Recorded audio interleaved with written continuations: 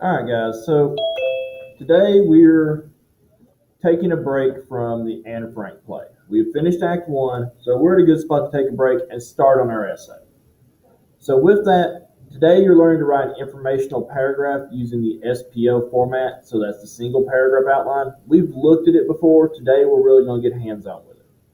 And you'll know you're successful when you can fill out the SPO and when you can write a paragraph that includes a topic sentence, evidence, explanation, concluding sentence. And our agenda for today, and we're going to go back to Farewell to Manzanar for this first paragraph. So we're going to be looking at SPO for Farewell to Manzanar, and we're going to try a live score of an informational paragraph. With us being online, it may be a little bit different. Now, to find the stuff that you need, I have gone ahead and opened up a new module. I've published it now.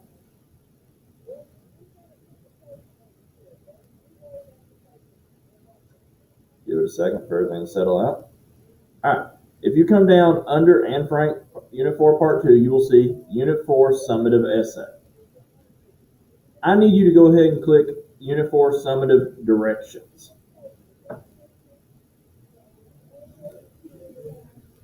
So these are the directions that we're going to be working off of when doing this essay. Now, we're going to take time in class and do each paragraph. So you will need to click the link to make a copy of the Unit 4 document. This is it right here. This is your format for your summative essay. And guys, this really is going to be the last summative of the year. So if you're in class, you're working along with me, you will do fine. We will get this together because I will live score your stuff and tell you if you're ready to go on to the next part of the paragraph. Now, when you click this red link, it's going to pop up asking you to make a copy. Click make a copy.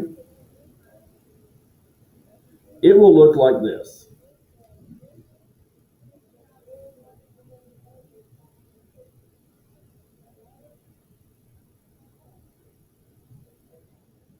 I've shown you this document before. I wrote your introduction paragraph. We have our single paragraph outline, our SPO. And then I wrote the conclusion paragraph. If it takes a second to finish loading for us.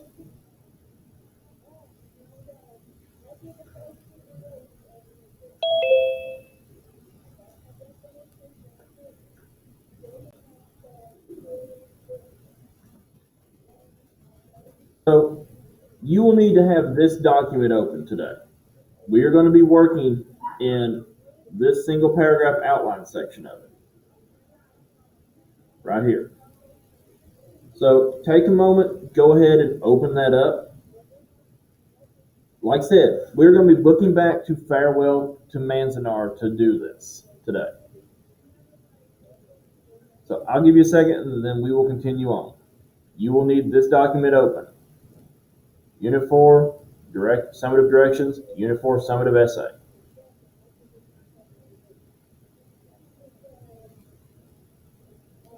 And guys, if you have any questions, go ahead and put them in the chat. I've got it set to where I'm the only one who can see them. None of your fellow classmates will, just because I felt that would make it easier doing what we're doing today.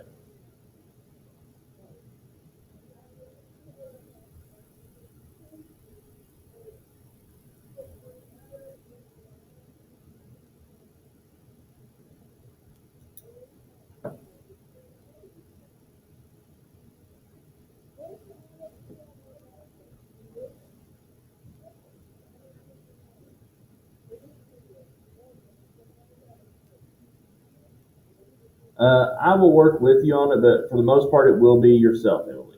But I want to go over a couple things before we get to that point. All right, so everybody should have this document open at this point. So here is the prompt for this essay. How do we see persecution in Farewell to Manzanar and Anne Frank's diary? So this first paragraph, we are specifically focusing on how do we see persecution in Farewell to Manzanar. Now, in order to do that, we really need to think about what words do we need to have to talk about the book Farewell to Manzanar. So that is my question for you. If we're going to talk about Manzanar and what all happened, what words do we need to have? Wagner, right now you just want the Unit 4 summative directions. That's where you will find this document and the red hyperlink. So what words do we need to use to talk about Manzanar? If you're going to tell people about Manzanar, how would you describe it? What words would you use?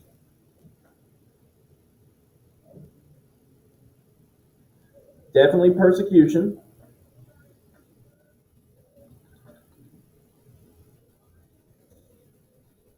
Definitely persecution would be one. Crowded.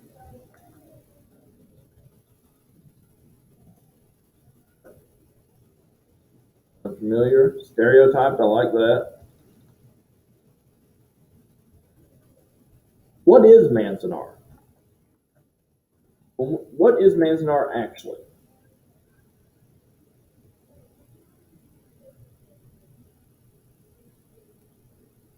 What kind of camp? We know. Thank you, Anthony. Internment camp.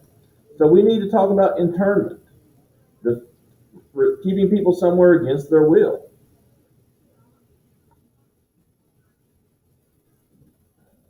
Speaking of internment, who did Manzanar intern? Because that's super important to this. We can't talk Manzanar without talking who was put there. What group of people were put into internment camps? Yeah, the Japanese.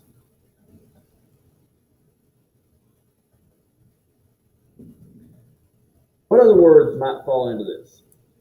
Oh yeah, Japanese Americans. That's a good distinction because there were two types.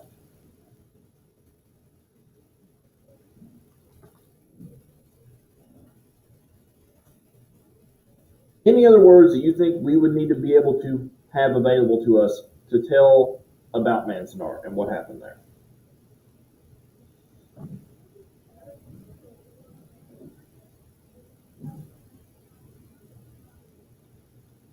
This is the Unit 4 summative, Samaya, and you need the Unit 4 summative directions, and you will see a red hyperlink in them that will give you the document that we're going to be working on.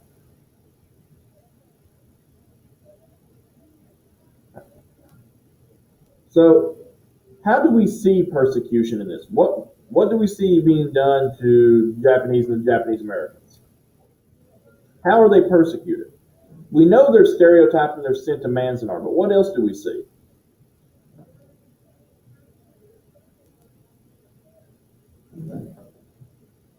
What other forms of persecution fall in line with the idea of stereotyping people?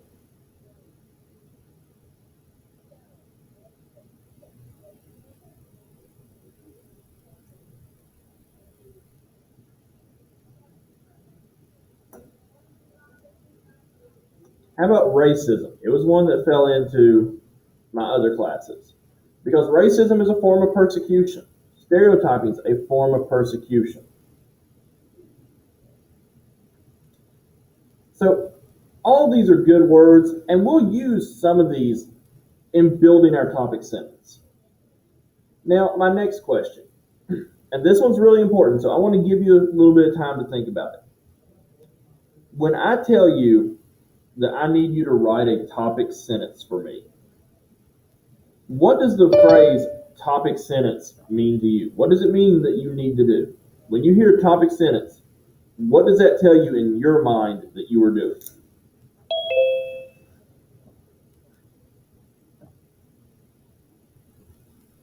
What do you do in a topic sentence?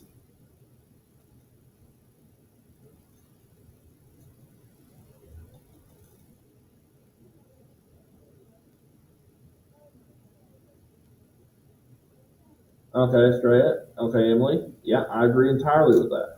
How about the rest of y'all? When you all hear topic sentence, what does that mean to you? What do you think a topic sentence actually is?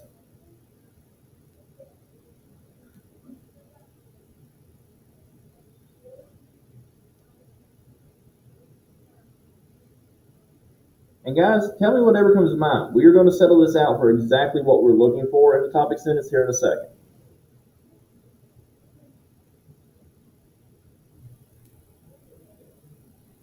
All right, so I've had Estrella and Emily answer me. The rest of you, when you hear a teacher tell you, I need you to write a topic sentence, what are they asking you to do?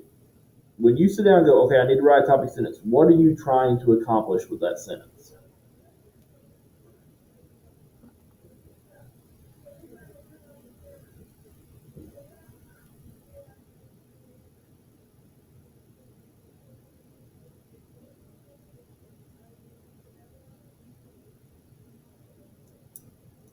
All right, guys, I'm going to give you a couple minutes just to think it over because I've only got two people telling me what they think a topic sentence is. Okay, Anthony, yeah.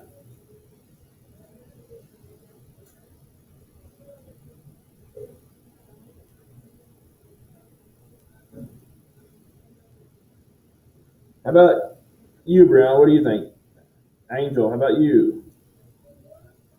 Isaiah, Jaime, Jasley, Josiah, Samaya, Oscar, Wagner. What do you all think about when someone asks you to write a topic sentence? What do you think they're wanting you to do?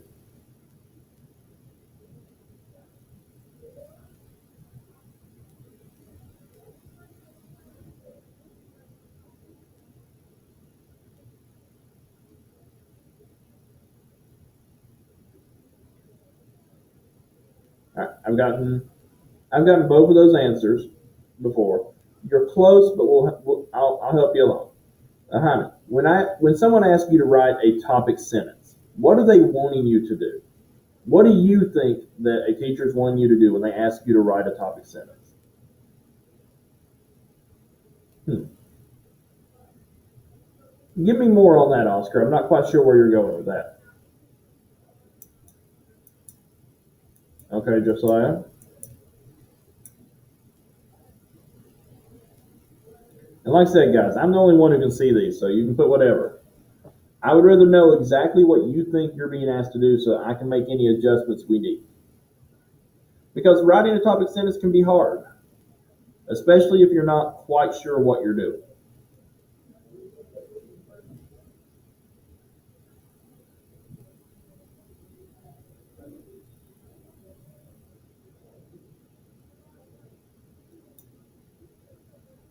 You're close, Jaime. You are. All right. So I've seen a couple people are pretty dead on it. A couple people are kind of walking around the outside. So I want to go ahead and really narrow this definition down for you. So when I ask you to write a topic sentence, it's not a summary. It is telling me what your paragraph is going to be about. So when you write your topic sentence, you're telling me what in that topic sentence, what you're going to write about in the paragraph below it. So the what, that's what we're looking at. What is this paragraph going to be about? That is your topic sentence. Now, another question for you. Is a topic sentence something long or something short?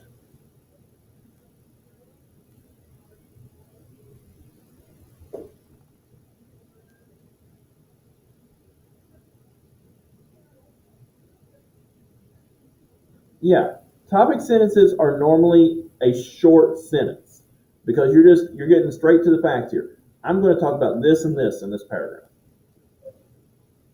Now, you don't want to phrase it that way. You don't want to say, I'm going to talk about these things. Because if you're writing it, I know that you're talking about it. That's a redundancy. Now, I've added in a section to help you out here for the topic sentence. I put in the phrase, in farewell to Manzanar. We are using this phrase for two reasons. Reason one is it tells me where you're getting your information. This is your source.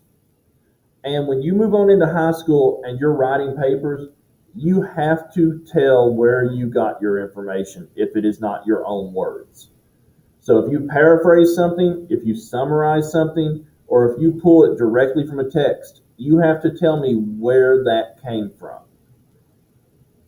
And by putting in Farewell to Manzanar, you're letting me know that the evidence you use in this came from the book Farewell to Manzanar. So you're killing two birds with one stone.